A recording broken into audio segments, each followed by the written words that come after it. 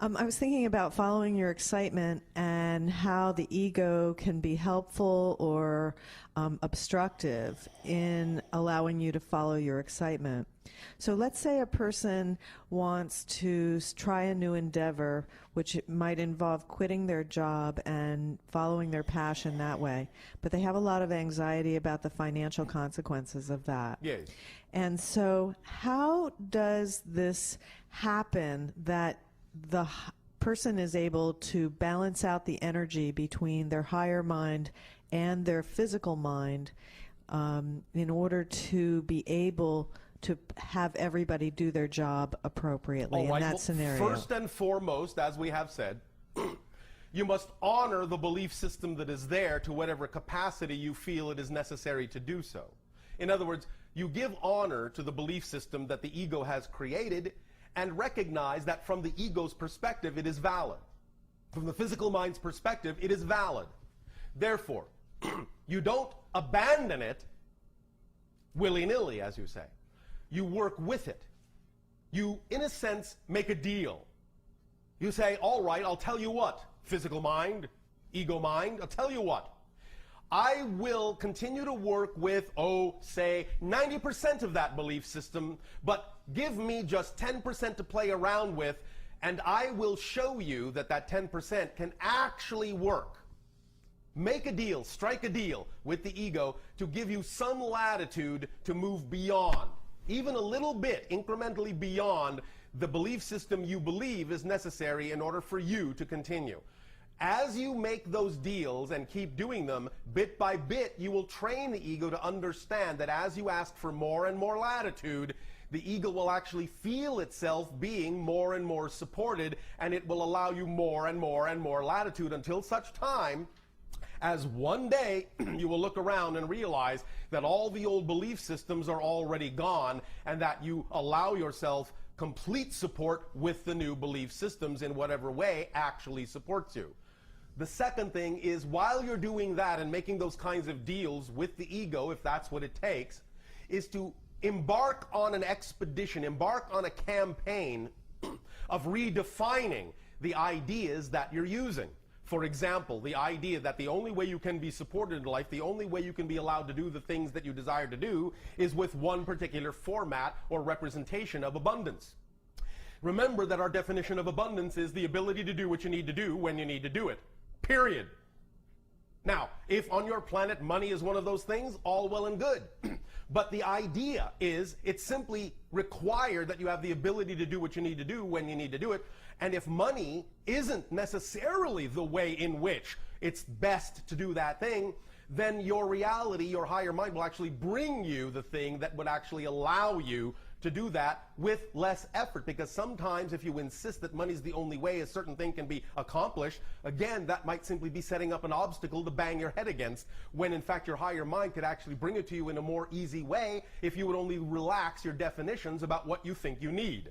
So by going on a campaign of changing your definitions of what you think you need in order to be who you prefer to be and have the life you prefer, while simultaneously making deals with your ego to let you stretch a little bit beyond the belief systems, but while still honoring those you really feel you cannot yet change, you can work out a pacing for yourself that will allow everyone the balance they need, everyone to participate, all the aspects of your consciousness to participate as it needs to, and bit by bit you will find that you will change.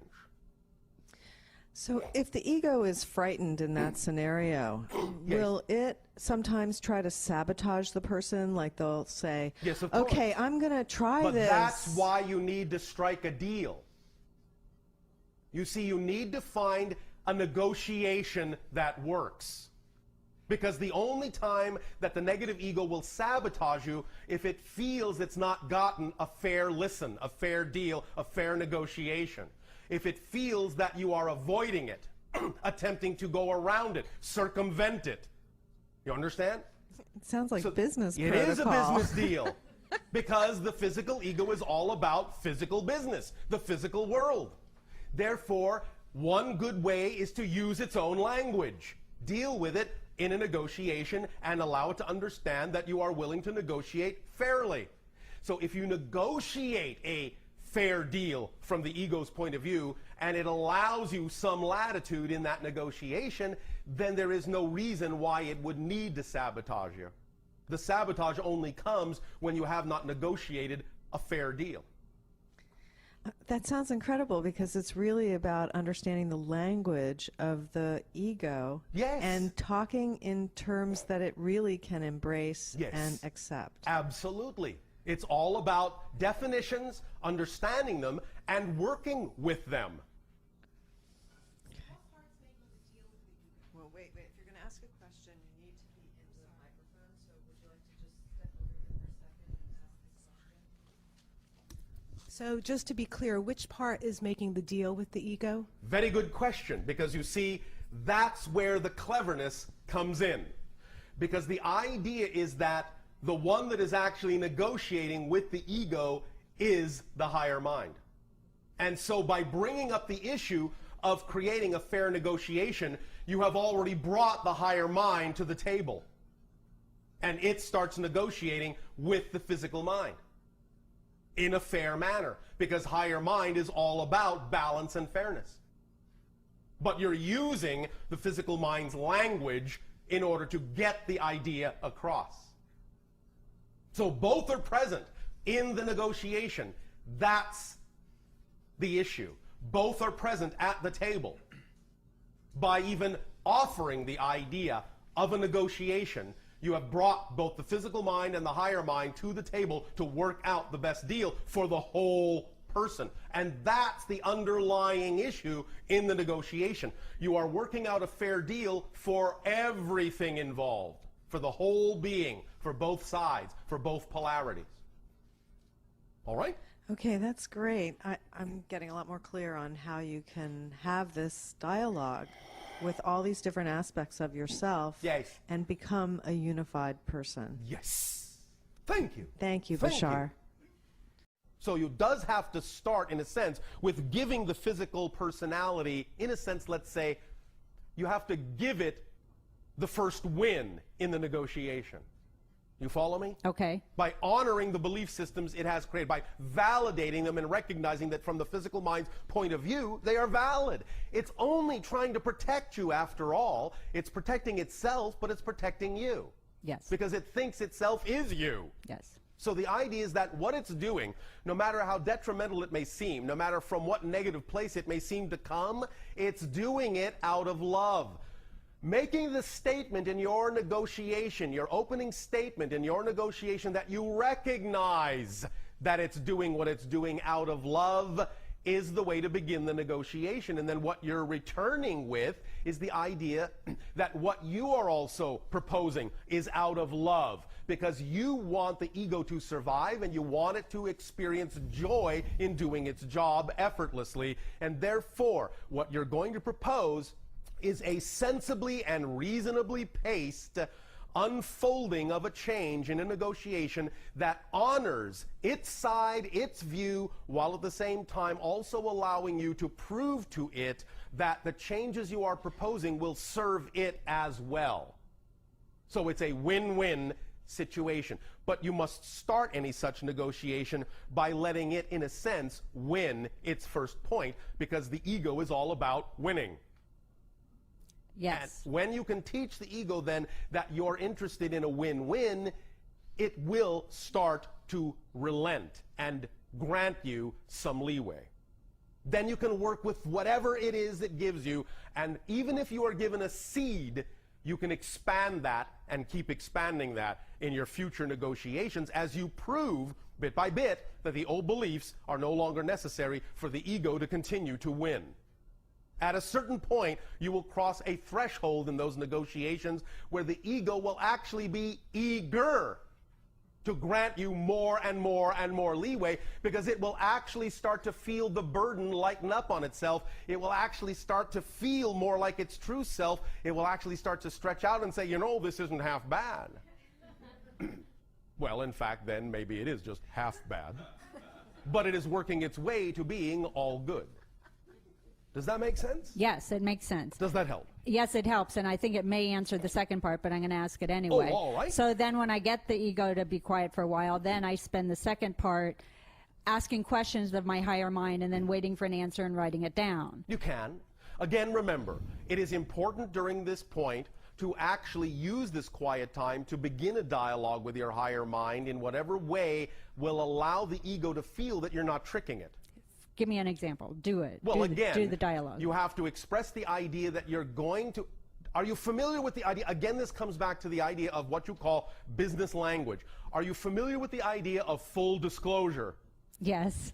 Well, that's what you're doing with the ego. Okay. You're saying, all right, the first win goes to you. And now, if you will allow me, I'm going to talk a little bit with the higher mind. Is that all right? Of course, the ego will think that you are something else talking to the higher mind, when in fact the higher mind is actually saying that. Okay. You understand? Yes. All right, because Yes. at first the ego won't recognize you as the higher mind. But when you get the ego to be quiet, you actually start talking to it as the higher mind. But for a while, you may have to pretend that you're not. You may have to pretend to seem to be a neutral party. Maybe you can even pretend you're the negotiator in between the physical mind and the higher mind. The point here is to use your imagination to make that negotiation work in whatever way it seems to work best. But what is important is full disclosure, so the ego doesn't feel it's being tricked. And when the ego doesn't feel it's being tricked, the ego will have no reason to trick and sabotage you. So full disclosure is important. All the lessons of what you call win-win business negotiation are applicable to negotiating with the ego structure. I love that. Thank you. Thank you. Thank you.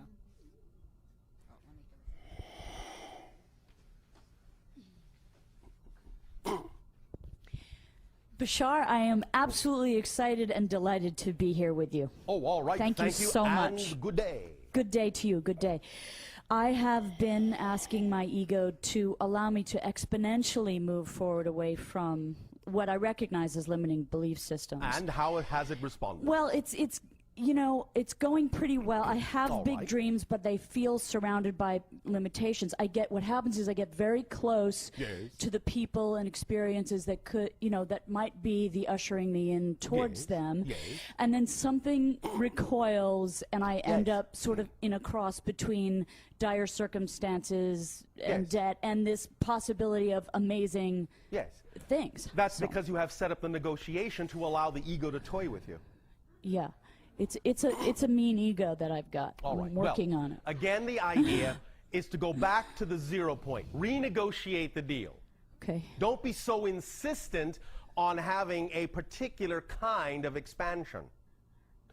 Even the idea of an exponentially expansive, joyful life may not even be involved in the first negotiation. You may not want to enter that arena in the first negotiation. You may just want to start with just a little bit. But if survival issues are up, that does begin to play into it. And But what we are saying is that if you propose a less aggressive agenda to the ego, it will not feel threatened and survival issues won't arise. right. You see, you may have proposed too much for the ego to handle. You may have said, I want it all or nothing. I want to explode, expand at an exponential rate. And the ego's going, okay. We'll see how far you get. Yeah, go ahead, go ahead. Oh, there she goes. Oh, yes, expanding, expanding, expanding. Yank. Yank you right back. Because you didn't deal with the actual underlying reasons why the ego would feel the need to do that. So essentially, it's still an issue of not being gentle enough with the ego to let it feel it's included in the bargain. Not being gentle enough, and then therefore not being, shall we say, precise enough in your investigation of what the underlying beliefs and definitions were that are creating the ego to be in the state that it's in. Not understanding the ego clearly enough and why it is holding the position in the negotiation that it is. When you okay. understand the ego's motivations, then you can deal with them in the negotiation. You cannot just bargain and run and not understand where the other side is coming from. Otherwise, they'll pull the plug. I hear you, but I'm trying as hard as I can. So No, don't perhaps, try so hard. Why Okay. are you trying so hard? Are you in a hurry to get where you want to go? What kind of energy do you think that puts into a negotiation? Oh, well, you don't really want to be here talking to me. You want to be off having fun in some other place and leave me behind. I don't believe you're sincere in this negotiation, the ego says. You're in too much of a hurry to get where you think you need to go. You're not cherishing my value. You're not staying in the moment, in the present, as if this was the most important thing in your life. I feel unloved and abandoned. Aww. And Okay. I'm going to get you back for that. Good You're job. being Well mean done. to me, so I'm going to be just as mean to you. Right. Are you getting the point now? Yes, I do. I get it so completely. It's just that It's how just that to. what? I It's just a- told you. Okay. You need to relax and not be so eager to get where you think you need to go. You need to be nowhere more important than right here, right now. Whatever is happening and whatever process is important to go through in forming this dialogue and this negotiation with your ego is the most important thing in your life, and nothing and nowhere is more important to be. Forget about being anywhere else. This is the most exciting thing.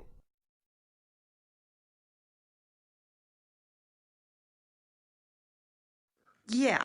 All right. So it's the bridge that I have to learn to let the ego let go of how it's all going to happen. And Yes. just like when I, Well, do you understand that the physical mind, which is in a sense tantamount to what you call the ego structure, doesn't actually have the ability to know how it's going to happen? yes, and I keep trying to kick it out of the way when it tries to get in the middle. Well, you have to learn how to negotiate with it.